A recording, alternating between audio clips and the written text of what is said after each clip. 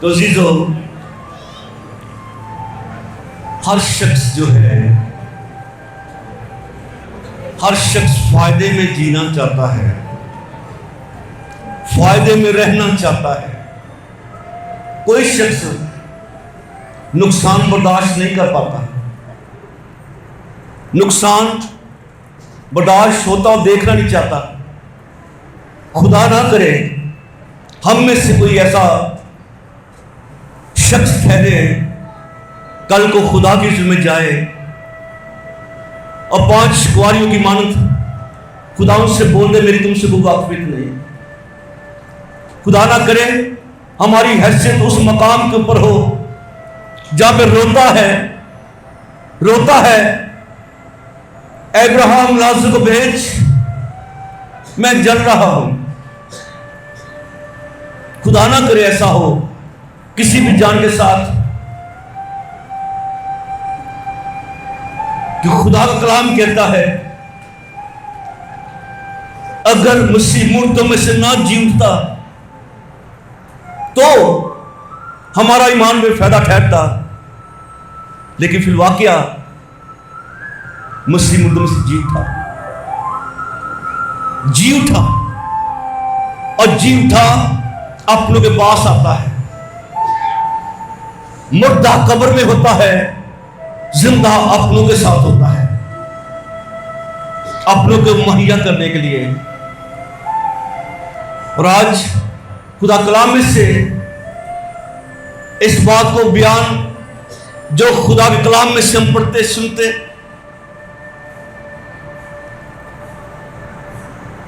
मेरे साथ मिलकर कहे खुदाऊं तेरा शुक्र।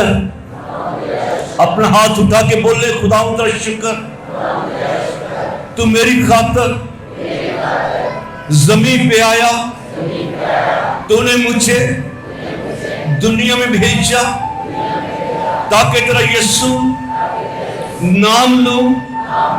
मैं तेरा शुक्र करता हूं कि तूने मौत पे फतह पाई, तू मेरी बीमारियों के लिए मार खाए, तू मेरी कीमत अदा करने के लिए सलीब के ऊपर जान दी ताकि मैं निजात पाऊं। तेरा शुक्रिया खुदावंद, तेरा शुक्र। आमीन। और यही बयान एक ऐसे शख्स को भी मिल गया था जो मसीह का नहीं था। मसीह के लोगों को सताने वाला, उनको हलाक करने वाला, मारने वाला, अजीतें देने वाला नूर चमकता इसके ऊपर, दमिश्क की राह के ऊपर। ऐ साउल तू मुझे क्यों सताता है। अब इसी साउल की जिंदगी में मसीह आ गया। ये बहुत बड़ा लंबरदार था यहोवा विटनेस का, यहोवा पाक खुदा का प्रचार करने वाला, खिदमत करने वाला, लेकिन मसीह को नहीं जानता था। अगर जानता था भी तो उसकी खिदमत के खिलाफ काम करने के लिए। और फिर इसी को खुदा कलाम करता है। यही फिर मसीह को पाके इकरार करता है जो आपने भी किया। कहता है आगे भाइयों, मैं तुम्हें वही खुशखबरी, ये फरिश्तों ने भी बोला था, आज तुम्हारे लिए बड़ी खुशखबरी की बशारत देता हूं जो सारी उम्मत के वास्ते है कि आज तुम्हारे को मनंजी पैदा हुआ है, यानी मसीह खुदावन। और पौलुस कहता है अब ए भाइयों, मैं तुम्हें वही खुशखबरी जताए देता हूं। 15वां बाब पहली आयत, पहला क्रंथियों, मैं तुम्हें जताए देता हूं जो पहले दे चुका हूं, जिसे तुमने कबूल भी कर लिया, उसी खुशखबरी को कबूल किए हुए हम यहां पे मौजूद हैं। जिसे तुमने कबूल भी कर लिया और जिस पर कायम भी हो। बोले हालेलुया, हालेलुया। जद तक जीवांगे एहो ही कवांगे, यीशु मेरा खुदावंद है। हालेलुया। और जिस पर तुम अब भी कायम हो, उसी के वसीला से तुमने निजात भी पाई। आप कहे मेरे साथ मिलके, उसी के वसीला से हमने निजात भी पाई। आमीन। उसी के वसीला से तुमको निजात भी मिलती है, उसी के वसीला से तुमको निजात भी मिलती है। आगे कुछ कंडीशन है। शर्त यह है, मैं तुम्हें खुशखबरी जिताए दिए जाता हूं। क्या खुशखबरी? जिसके वसीले से तुमको निजात मिलती है। शर्त यह है, सुने गौर से,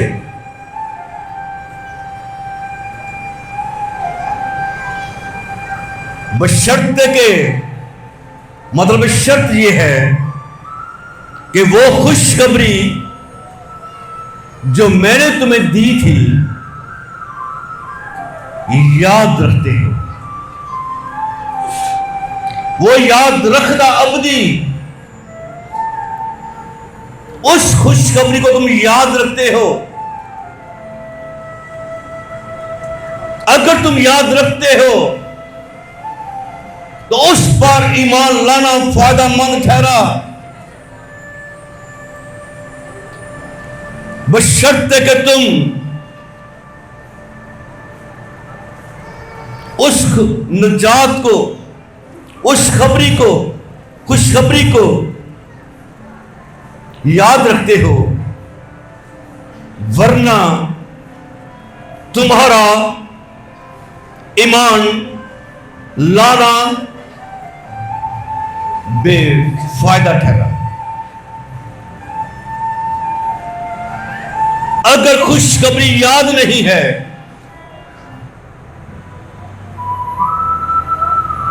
उस निजात देने वाले के साथ रिश्ता उस्तवार नहीं है, उसके हुजूर में झुकना याद नहीं है, यह कलाम मुकद्दस जिसको पहुंचाने के लिए लाखों ने अपनी जाने दी, शिगिर्द सब कुर्बान हुए। लूका, मरकस, मत्ती, हर शख्स, जितने भी शिगिर्द थे सारे के सारे, किसी को आरे से काट दिया गया, किसी को एक्सनुमा सलीब बना के टांग दिया गया, पतरस को उल्टी सलीब दिया गया,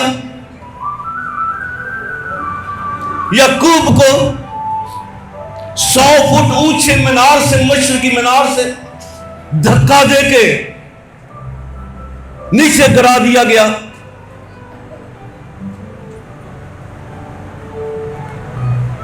और बाद में उसे डंडे मार मार के हलाक कर दिया गया। आज हमारे पास बाइबल मुकद्दस मौजूद है। अगर इसको पढ़ना याद नहीं है,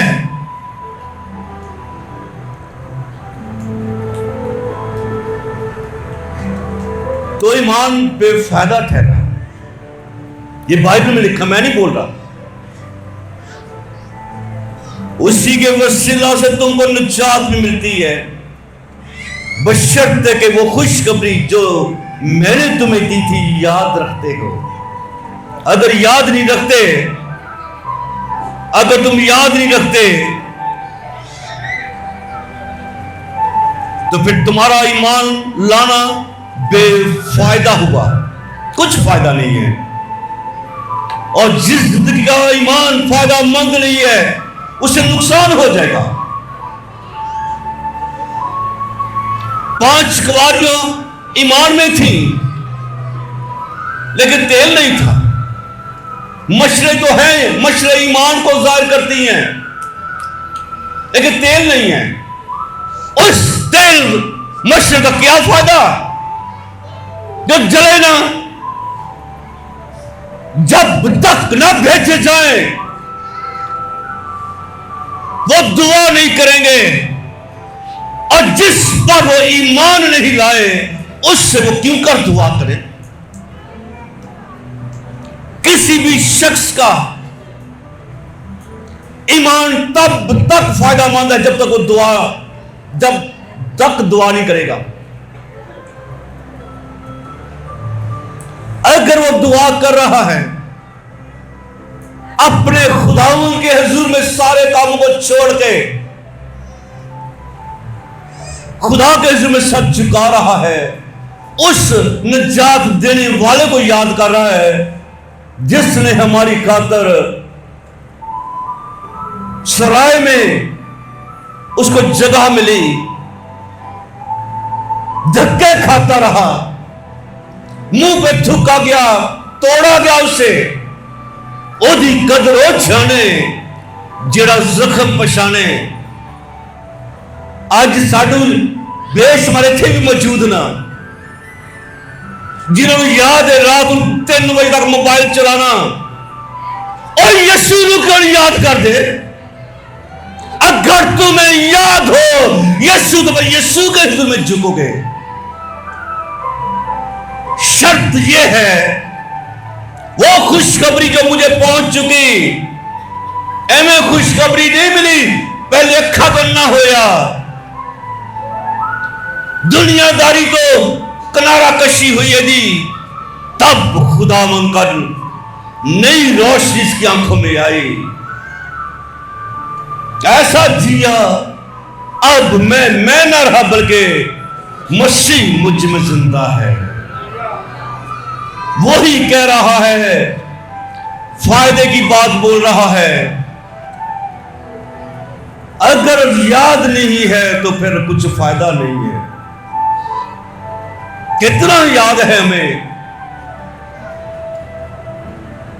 जिहड़ा याद होवे उधर ध्यान भी जाता है, उहदी रावां भी वेंदा आ,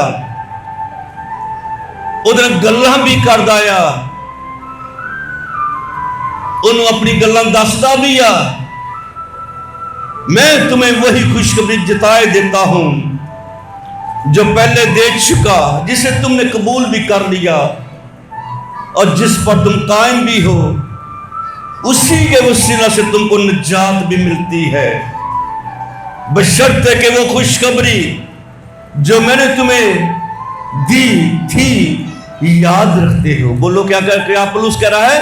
याद रखते हो। क्या रखते हो? याद रखते हो। क्यों पौलुस रसूल ये बातें बता रहा है? कि इंसान की सबसे कमजोरी वो याद नहीं रखता।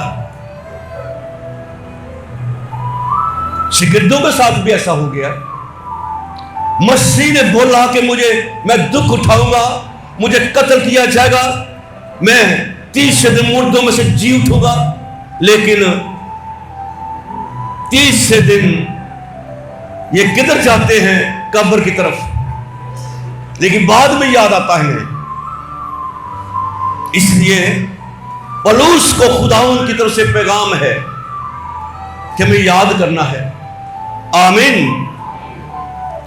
बशर्ते कि तुम उस खुशखबरी को याद रखते हो, निजात को याद रखते हो। चनाचे मैंने सबसे पहले तुमको वही बात पहुंचा दी। क्या पहुंचाया उसने? जो मुझे पहुंची थी कि मसीह किताब मुकद्दस के मुताबिक क्या याद किया जाए, किसको याद रखा जाए। पौलुस वजाहत करता है, जो बात मुझे पहुंची, जो मैंने तुम्हें पहुंचा दी। क्या पहुंचा दिया? मसीह किताब मुकद्दस के मुताबिक हमारे गुनाहों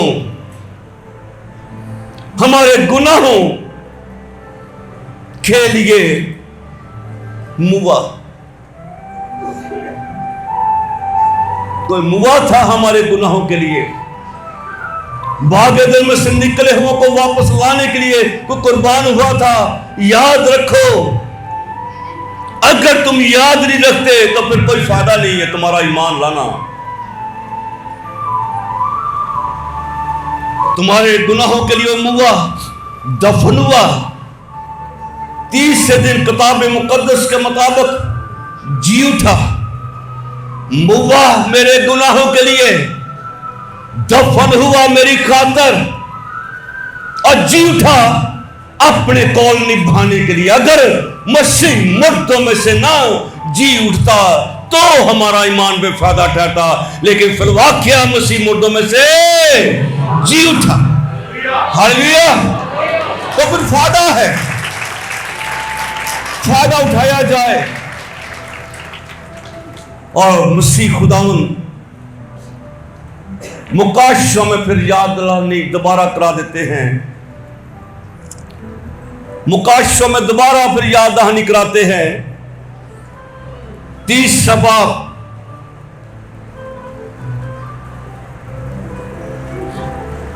खुदावन फरमाते हैं सरदीस की कलीसिया को, गोया हमें, मैं तेरे कामों को जानता हूं कि तू जिंदा कहलाता है, अपने आप को तो ईमानदार ठहराता है,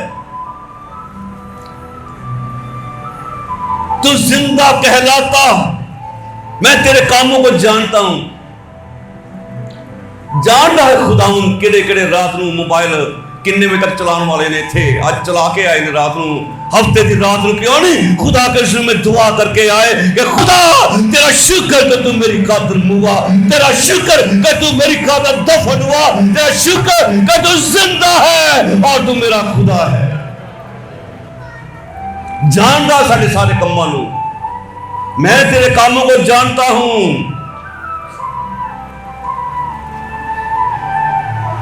तू जिंदा कहलाता है पर है मुर्दा। ये मसीह कह रहा है, पर तू है मुर्दा, जागता रहे, उन चीजों को जो बाकी हैं, जो मिटने को थी, मजबूत कर। हले भी मौका है, तू मरिया नहीं ले है कि तेरे खुदा ने जिंदगी दी है, मजबूत कर अपने आप नू,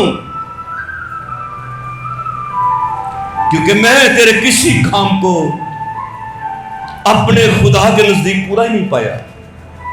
खुदा ने तो पूरा कर दिखाया, इट इज फिनिश्ड, तमाम हुआ, उसने अपना काम पूरा किया।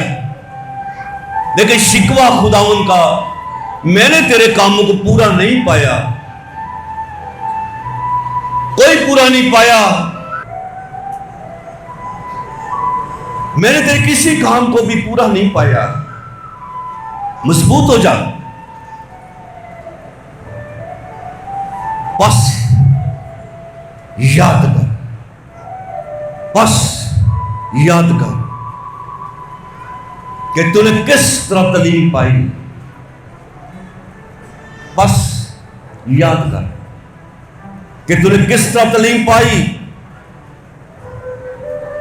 और सुनी थी, और उस पर कायम रहे, उस पर कायम रहे, तौबा कर।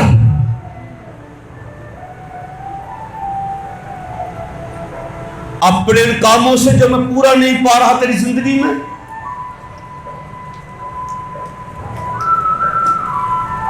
तौबा कर। अगर तू जागता ना रहेगा, जागो और दुआ करो, ऐसा ना हो कि आज़माइश में पड़ो। अगर तू जागता ना रहेगा तो मैं चोर की तरह आओ जाऊंगा और तुझे मालूम भी नहीं होगा, तुझे पता भी नहीं लगेगा।